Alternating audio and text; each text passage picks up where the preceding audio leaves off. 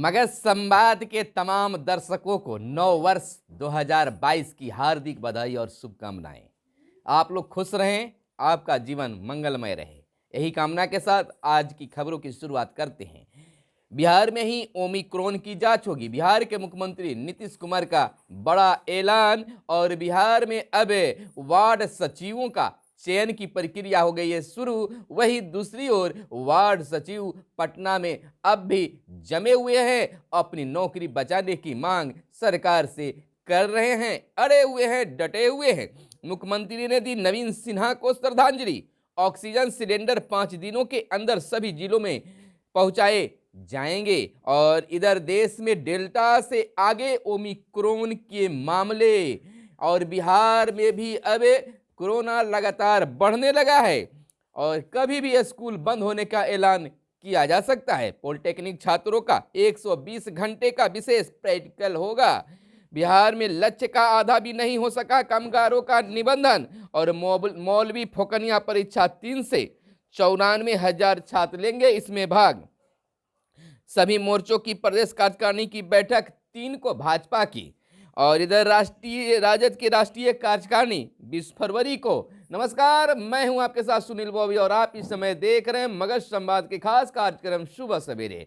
सुबह सवेरे में हम खबरों को लेते हैं अखबारों के पन्नों से। अखबारों में क्या छपा है और क्या है आपके लिए काम की खबरें। तमाम खबरों को बताने से पहले आपसे आग्रह है कि जिस तरह से आपने बीते वर्ष में हमें, हमारे चैनल को, हमारी टीम को आपने प्यार और आशीर्वाद दिया है, चैनल को सब्सक्राइब किया है, तो अन्य लोग भी जो अब तक चैनल को सब्सक्राइब नहीं किए होंगे चैनल को जरूर सब्सक्राइब कर लीजिएगा। और अगर हमारे इस वीडियो को फेसबुक पेज पर भी देखते हैं या अब तक फेसबुक पेज को लाइक नहीं किए हैं तो फेसबुक पेज को भी लाइक कर दें और वीडियो पसंद आए तो लाइक जरूर कीजिएगा।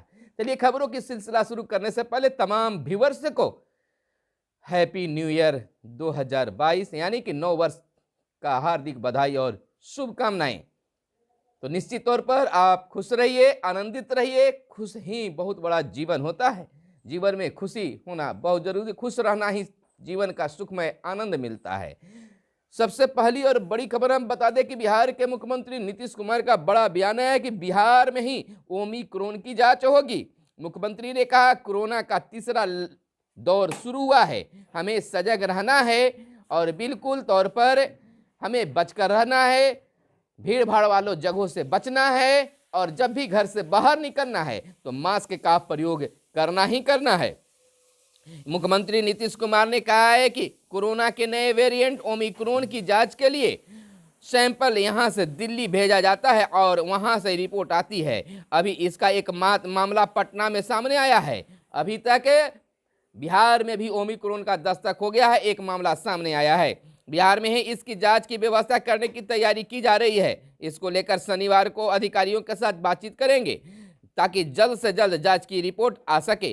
कोरोना का तीसरा दौर शुरू हुआ है, हम लोगों को इसके लेकर सजग रहना है, सारी तैयारियां की गई है, हम लोग लगातार जांच की संख्या बढ़ा रहे हैं। यानी बिहार के मुख्यमंत्री नीतीश कुमार का कहना है कि सैंपलों की जांच की रफ्तार तेज की जा रही है। उन्होंने कहा कि अब दिल्ली में नहीं बल्कि पटना में ही जांच की व्यवस्था की जा रही है। अब ओमिक्रॉन का दस्तक बिहार में हो गया है। बिहार में एक ओमिक्रॉन के मरीज मिले हैं। अब सतर्क रहने की जरूरत है और जैसे ही मामले बढ़ते हैं तो निश्चित तौर पर सबसे पहले स्कूलों को बंद करने का ऐलान किया जाएगा। और इधर बिहार में ठंड भी लगातार बढ़ते जा रहा है। आज 1 जनवरी 2022 है। आज भी कुहासे छाए हैं, आकाश में बादल छाए हुए हैं, कनकनी बढ़ा हुआ है। और इधर बात कर ले तो बिहार में जहां कोरोना लगातार बढ़ रहे हैं वहीं सतर्क रहने की भी बातें की जा रही है। चिंता का विषय है। देश में डेल्टा से आगे ओमिक्रॉन के मामले सामने आ रहे हैं। देश में ओमिक्रॉन के मामले डेल्टा से भी आगे निकल रहे हैं। आधिकारिक सूत्रों ने शुक्रवार को बताया कि देश में संक्रमित पाए जा रहे अंतर्राष्ट्रीय यात्रियों में से अब तक 80% ओमिक्रॉन से संक्रमित मिल रहे हैं। तो निश्चित तौर पर यह बहुत बड़ी चीज है। तो एक तरफ जहां ओमिक्रॉन के मामले बढ़ रहे हैं तो बच्चों के में भी टीकाकरण को लेकर अभियान शुरू करने का निश्चित तौर पर प्रयास किया जा रहा है। राज्य में टीकाकरण 10 करोड़ के पार हो गए हैं, एक लक्ष्य प्राप्त हुआ है। बिहार के स्वास्थ्य मंत्री मंगल पांडे ने अपने ट्विटर हैंडल पर इसकी जानकारी दी है। बिहार में कोरोना टीकाकरण वर्ष के अंतिम दिन 10 करोड़ के पार हो गए हैं। राज्य में 16 जनवरी को मुख्यमंत्री नीतीश कुमार के हाथों कोरोना टीकाकरण अभियान की शुरुआत की गई थी। वर्ष के अंतिम दिन शुक्रवार को राज्य में शाम 6 बजे तक 10,29,626 कोरोना टीके की खुराक दी जा चुकी है। यह एक बहुत बड़ी लक्ष्य बिहार को प्राप्त हुआ है। आगे बता दें कि वैक्सीन लगवा चुके ओमिक्रॉन संक्रमितों को खतरा कम नहीं है, यानी कि जो वैक्सीन लगा लिए हैं तो ओमिक्रॉन से उनको खतरा कम नहीं है, उन्हें भी सुरक्षित रहने की जरूरत है। और सबसे बड़ी गर्व की बात है कि बिहार के 347 स्कूली छात्राएं बनी समाज सुधारक, यानी कि कह सकते हैं कि बिहार के लिए एक गौरव की बात है। बेटियों ने खुद अपनी काबिलियत को पहचाना और आगे बढ़कर मुकाम हासिल किया है। आज बेटियों की काबिलियत को राज्य सरकार ने सलाम किया है। अब उनकी समाज सुधार का काम दे रही है। एक दो नहीं बल्कि राज्य के 347 बेटियों का चयन इसके लिए किया गया है। तो यह बिल्कुल बिहार वासियों की गर्व की बात है। जहां बेटियों को लोग बोझ समझा करते थे, आज बेटियां समाज सुधार के लिए निकल रही हैं, समाज को सुधारने के लिए कृत संकल्पित हो रही है और राज्य सरकार भी उन्हें प्रोत्साहित कर रही है। और इधर ओमिक्रॉन संक्रमण की तेज रफ्तार को देखते हुए स्वास्थ्य विभाग ने एक बड़ा निर्णय लिया है। ऑक्सीजन सिलेंडर 5 दिनों के अंदर सभी जिलों में पहुंचाए जाएंगे। निर्णय लिया गया है कि 5 दिनों के अंदर ऑक्सीजन के सिलेंडर सभी जिलों तक पहुंचा दिया जाए। 32,000 ऑक्सीजन सिलेंडरों की होगी आपूर्ति और 25,000 की टाइम ऑक्सीजन सिलेंडर मिलेंगे, यानी कि टाइप का ऑक्सीजन मिलेंगे। 32,000 बी टाइप का ऑक्सीजन मिलेंगे और BMSICL के माध्यम से भेजे गए जाएंगे ऑक्सीजन के सिलेंडर। सिलेंडरों की उपलब्धता की विभाग ऑनलाइन निगरानी भी करेगा। 7,948 डी टाइप सिलेंडर दिए जाएंगे। APHC को लेकर जिला अस्पतालों तक भेजे जाएंगे ऑक्सीजन सिलेंडर।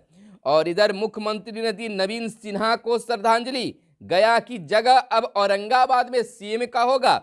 4 जनवरी को समाज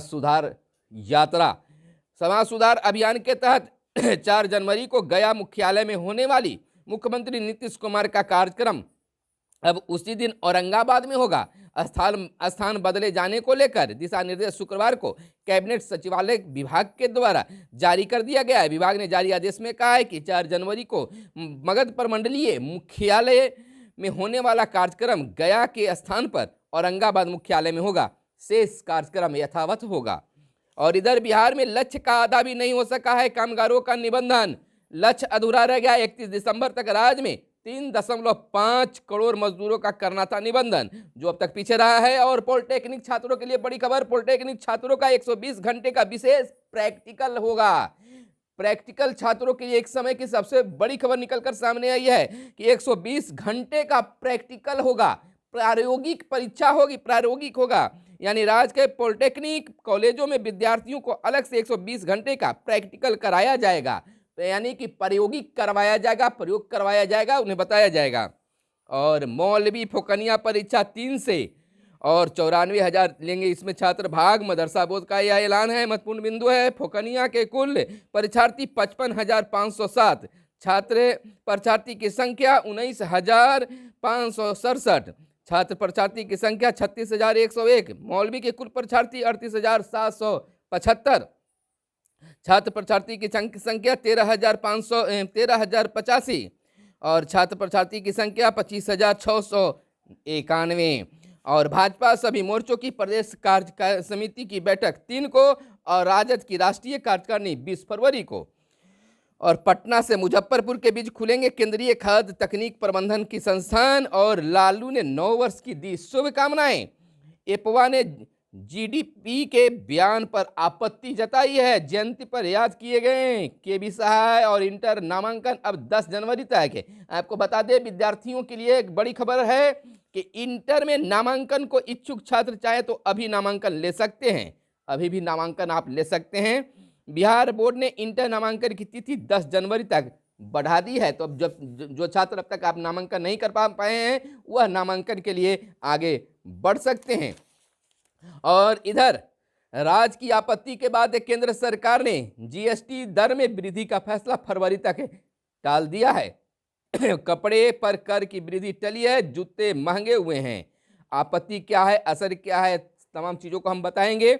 और इधर 2021 में शेयर बाजार ने किया है मालामाल। भारत 8वीं बार जीता अंडर-19 एशिया कप और घाटी में जैश के 3 और आतंकी हुए ढेर। और आमिर सुबहानी ने संभाला मुख्य सचिव का कार्यभार। इधर आपको बताते चले कि राज्य के नए मुख्य सचिव आमिर सुबहानी ने शुक्रवार की शाम 4 बजे पदभार ग्रहण कर लिए हैं। निवर्तमान मुख्य सचिव त्रिपुरारी शरण ने उन्हें अपना पदभार सौंपा और अपनी शुभकामनाएं भी दी है। और इधर औरंगाबाद से लौट रहे 6 मजदूरों की हादसे में हो गई है मौत, कई जख्मी भी हुए हैं। कुटुंबा प्रखंड की सीमा से सटे पलामू जिले के हरिहरगंज कोर सिटी में शुक्रवार की भीषण सड़क हादसे में 6 मजदूरों की मौत हो गई है। हादसे में कई लोग गंभीर रूप से घायल भी बताए जा रहे हैं। और इधर एक तरफ जहां बिहार में मुखिया जी, वार्ड सदस्य, जिला परिषद और तमाम पंचायत समिति, तमाम लोग जो हैं पंचायत प्रतिनिधि शपथ ग्रहण का उनका कार्यक्रम खत्म हो गया है। अब लोगों को पंचायतों की विकास की ओर निहारते हुए देख रहे हैं कि अब पंचायतों का विकास होगा। दूसरी तरफ जहां जिला परिषद अध्यक्ष का चुनाव हुआ है, प्रखंड प्रमुख का चुनाव हुआ है, तमाम जगहों पर चुनाव अब खत्म हो गए हैं और विकास की अब बात हो रही है। वहीं पंचायतों में, पंचायत के वार्डियों में वार्ड सचिवों का चयन की भी प्रक्रिया अब तेज हो गई है। कहीं से पत्र निकल रहा है तो कहीं गठन का भी, चयन का भी कार्यक्रम शुरू है। तो सरकार के द्वारा यानी कि पंचायती राज विभाग के द्वारा पत्र निकाला गया था कि 15 जनवरी तक सभी वार्डों में वार्ड क्रियान्वयन समिति और प्रबंधन का गठन के साथ वार्ड सचिवों का भी चयन हो।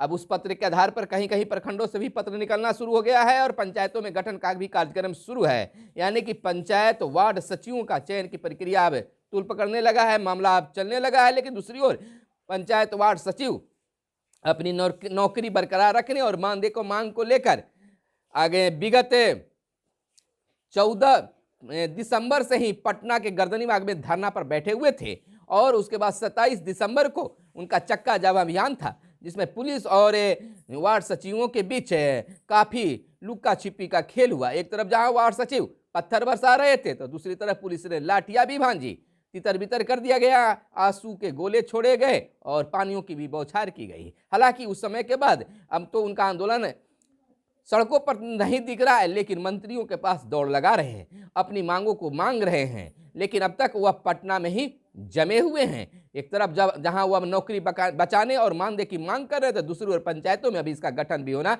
शुरू हो गया है।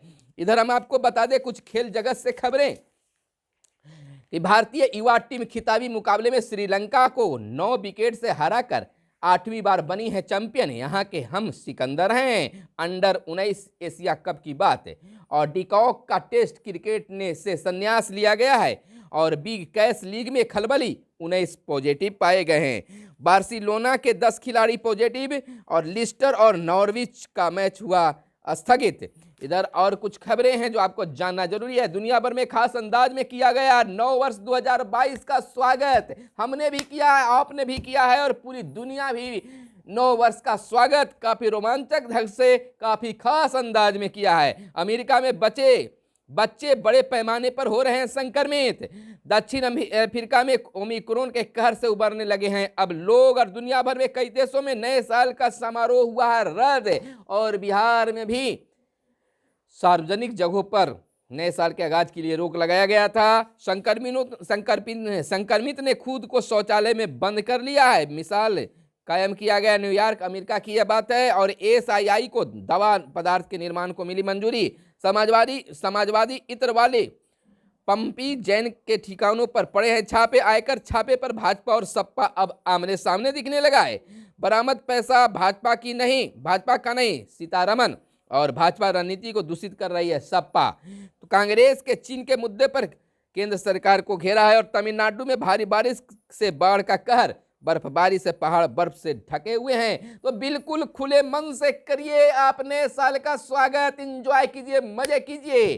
तो चलते चलते फिर से आप तमाम व्यूअर्सों को, तमाम दर्शकों को हम नए साल का बधाई और शुभकामनाएं प्रेषित करते हैं। आप खुश रहिए, इसी का नाम जिंदगी है। धन्यवाद। जय हिंद, जय भारत, वंदे मातरम।